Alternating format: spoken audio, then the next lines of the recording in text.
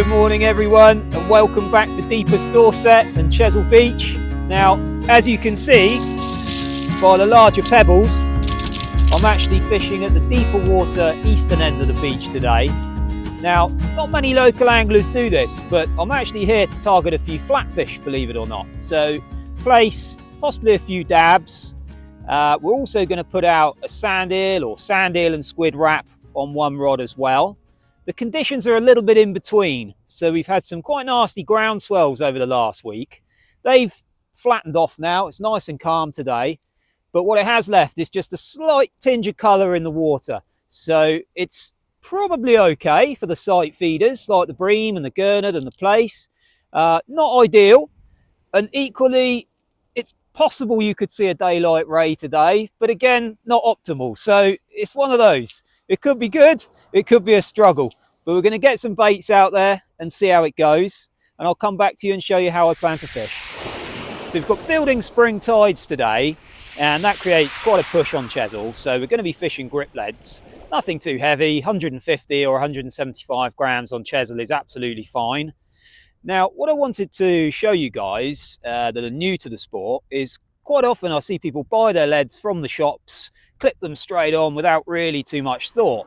But what you really need to do is just have a little tinker around with them. So I'm actually using impact leads today. Regardless of the type you choose, what I would always recommend doing is just grabbing a pair of pliers and just adjusting the wires slightly. So when you first buy them in this state, you can see those wires are really quite loose. They're not really going to do an awful lot once the tide gets hold of that lead. So what I tend to do, if you just grab yourself a pair of pliers, hopefully better than these ones, and if you can actually see this here, but actually just bend the wires in towards you. Same on the other side. And then when you've done that, just give them a little squeeze. And what that does, just tightens the wires up. And if you're fishing somewhere quite snaggy, you can have them a little bit looser. If you're fishing a sandy seabed like I am today, you can afford those to be quite tight. So yeah, just a little bit of fine tuning, and that could mean the difference between holding out there for that extra 5 minutes or getting broken out and have to wind in and potentially putting some more fish on the beach. What you'll also notice is that's a standard impact lead that I've bought from the shop. It's still got the plastic nose cone on. I personally like to remove them. I don't think they're necessary whatsoever. The bait still ejects every time. This is how I like to fish mine. So you've got a bigger gap for the bait to tuck in, potentially a bit more streamlined. There's less bright yellow, whether that makes a difference, I don't know. But also if you're fishing sandy venues like the western end of Chesil, they habitually get clogged up with sand. And unless you've got a bucket of water next to you to keep rinsing them off, potentially it could cause issues with jamming and baits not releasing properly. So I personally prefer to fish mine like that. So rigs and baits for today. On the first rod, we're going to be targeting the smaller fish like plaice, dabs, gurnards, etc. So what I have is some quite old black lug actually. I've had them for probably a week. They still slap up. They're still quite firm, but very, very sticky, which can often be better than fresh for flatfish. Now, I'm going to be fishing that on a 2-hook Portsmouth loop rig, which you should be able to see there. Now, I've got size 4 Camazan B9 40s. The top snood is 24 inches. The bottom snood is 20 inches. And what that slightly shorter bottom snood does is it creates a slightly smaller loop while still being long enough to attract fish. And you'll notice what I tend to do before I clip my rigs down is that loop gets a really good stretch between my hands. So you can see it sits proud of the rig body, and then there's no risk of it wrapping around during the cast and tangling. Now, again, I think it's quite important what you make this loop out of. So I think 20 or 25 pound snood is probably better than going very, very light, because again, it just creates less problems with tangles. Now, I've got a very small floating bead, if you can see that on the top snood. I'm not a big lover of bling. That's offering absolutely nothing in terms of popping the bait up, but just a tiny bit of colour. Whether that makes a difference for sight feeders like plaice and dab, I'm still not really sure after 30 years of fishing, but it's on there. It's very small, so it's not hindering casting distance whatsoever. The other thing I'd like to draw your attention to is how close both those baits are to the lead. Now, the length of line between the bottom hook and the cascade, in my opinion, needs to be very, very short if you're going for distance. I see a lot of people with a very long gap between the cascade and the bottom hook. And what that does then is it puts the second bait way up here. So to be honest, the aerodynamics of this loop rig are totally lost. And you may as well then be fishing 2 above the lead in the traditional sense. So that's the first rig. I've got a very small tip of squid on the bottom hook as well.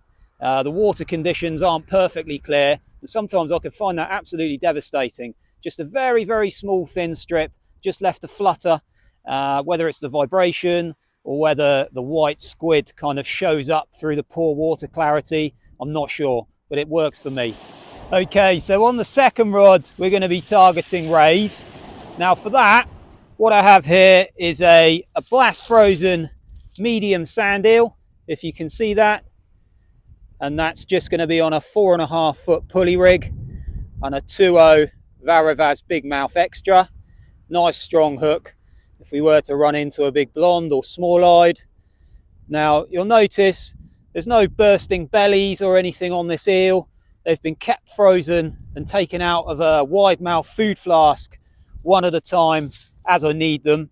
And it's much easier to bait up nicely with a frozen sand eel if it's still partially frozen when you do it. If you allow them to defrost totally, then it makes the job very, very difficult and you end up with quite a mushy bait. This is nice and tough. It's got to be cast a good distance out here, and that's going to still be on the seabed in prime condition. Well, I think you'd have got very good odds today on what the first fish might be. It's going to be no surprise to Chesil regulars. We have ourselves one of Chesil's finest lesser spotted dogfish. So I'm going to go and pop this chap back and we'll put another sand eel bait out and see if we can get something a bit more appealing. Well, I just had a nice little drop back bite on the worm baits, wound in with a little bit of weight, not much, hoping it might be a flatty, but in actual fact it was a nice little black bream. So well into October now, so these won't be around for much more than sort of 3 or 4 weeks longer, but nice to catch the odd one whilst they're around.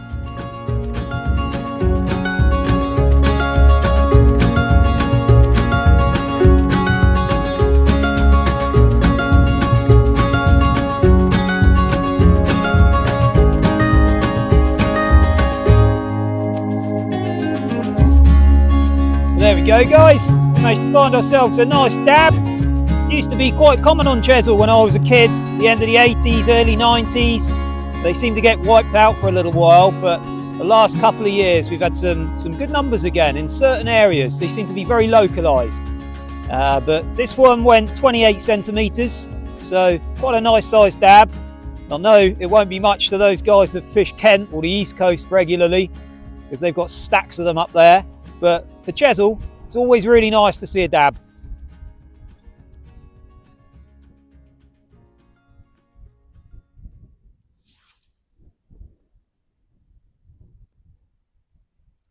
Okay, so the tide's eased a bit now. So what I've actually done is I've dispensed with the grip wires. So I'm actually going out there with a 150 gram plain lead. And the idea being that what little tide there is, we'll actually drag that around and hopefully find a little hollow where there might be some flatfish like plaice or dabs lurking. That sometimes with the flatfish, they're not particularly active and they'll sit in a particular patch. And unless your bait is kind of swept past them, you'll actually struggle to locate them. So hopefully that will help us. You'll also notice we've got half a frozen crab now on the top hook. Thought I'd just try that, something a little bit different.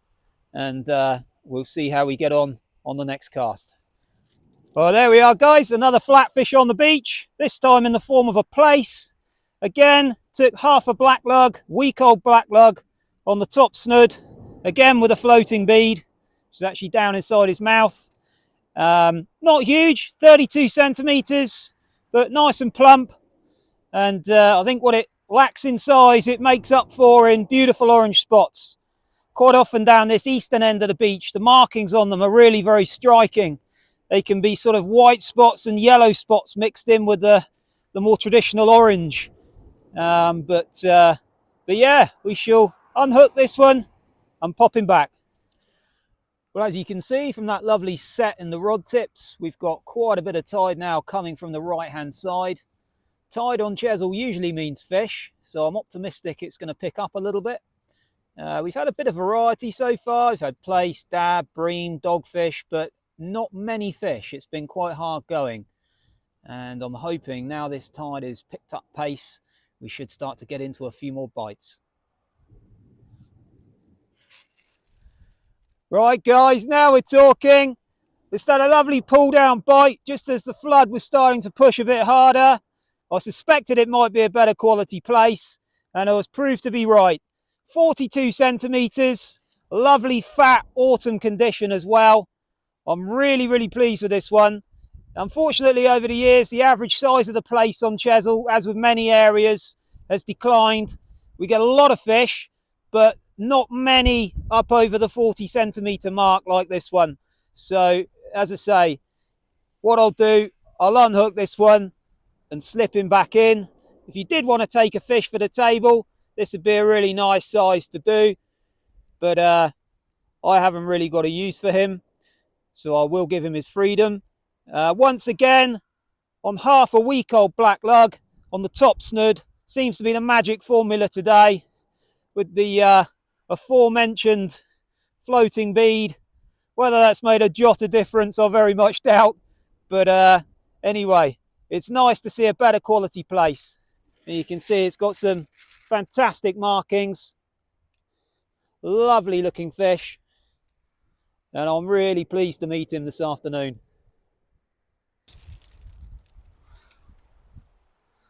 I've had a couple of little drop backs, nice little bit of weight on the way in, probably another plaice. Yeah. Oh, it's actually a double shot. We've got a couple of smaller plaice. Once again, on the blacks.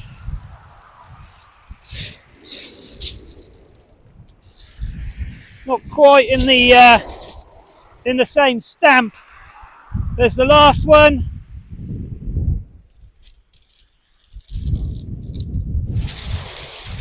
But nonetheless, a couple more plaice.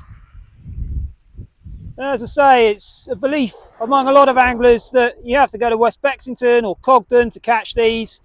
It's really not the case. They are all through this deeper section, from Portland to the Dragon's Teeth, really. You've just got to set your stall out and fish for them. And that's 3 plaice now, and a nice dab. What else have we had? A bream, dogfish. So it's been quite slow, to be honest, but nice to see a few fish that will probably disappear in the next couple of weeks. They'll be sorely missed.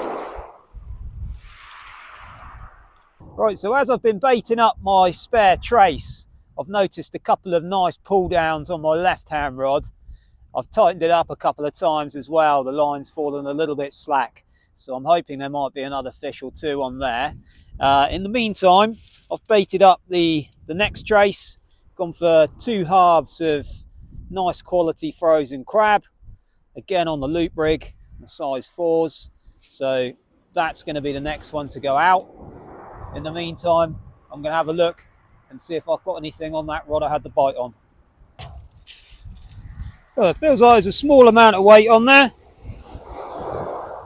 Could be a small fish of some description, maybe a bream or a gurnard or a small plaice. That southeasterly wind, you won't notice it because of the microphone shielding you, but it's really fresh now, blowing right down the beach from left to right. It's been there all day, but it's really freshened up now. But hopefully we've got another fish here. It's not very big, whatever it is. Let's have a look. Just in the surf now. Staying down, which probably means it's another little place. No, it's not. It's a gurnard. Oh, and a dab. Gurnard and a dab. A little double shot there. There you go. Summer's not done yet. So, on the bottom hook, got a very small dab. You can see that there. It's not very big. That was on half a crab. And then on the top hook, we've got a lovely little tub gurnard. If he's going to behave, and show you his nice fins. If you can see that there. Beautiful colours. Stunning looking fish. Once again, it's a shame, but these will be gone in the next couple of weeks. So we'll be back to the more normal British coloured fish for the rest of the autumn and the winter. But yeah, a nice little double shot. That was also on crab. I put out a couple of halves of crab. I've got the same about to go out again. We've got no tide there at the moment, actually, so I'm surprised we're still getting a few bites. But anyhow, we'll keep going until we stop catching. Anyway, let's have another go. Well, this is quite surprising, actually. We've lost the tide, and I'm probably getting more bites now than I have for most of the afternoon. The light's fading now, so it could be an element of that, but I had a nice little pull down, a little bit of slack line on this one. I've got a little bit of weight again, so we shall see. There are quite a few species now, so it's anyone's guess as to what this might be. It's not very big, but let's see.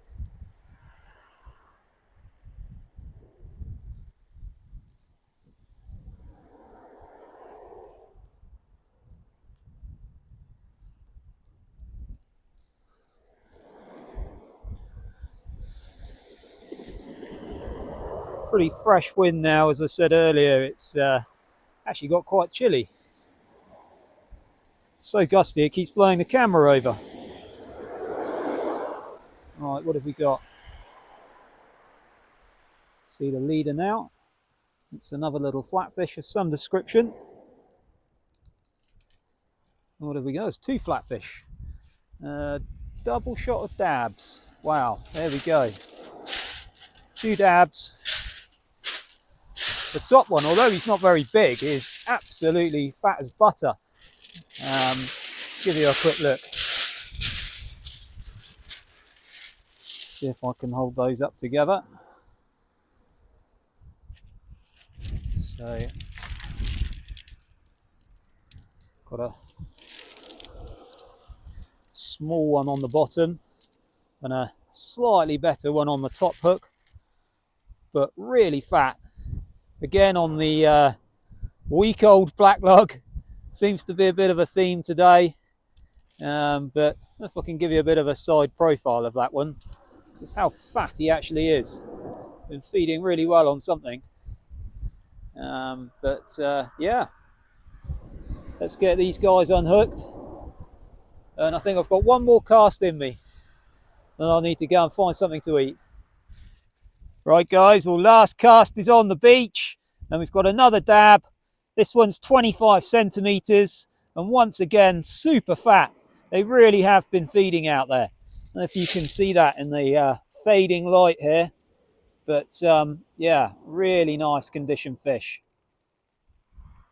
So it's been a good day. I've had 9 flatfish in total, which has been 4 place, including that nice 42 centimeter fish that we had earlier. We've had 5 dabs, a tub gurnard, a bream and a dogfish. So all in all, pretty decent.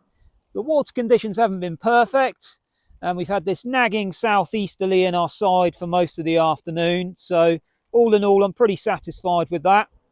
But as luck would have it, I've probably had one cast too many because it's now peeing with rain. I've got to pack all my stuff up wet and head back to the car. Wouldn't you just know it? But anyway, I will look forward to seeing you on the beach again soon, and for now, tight lines.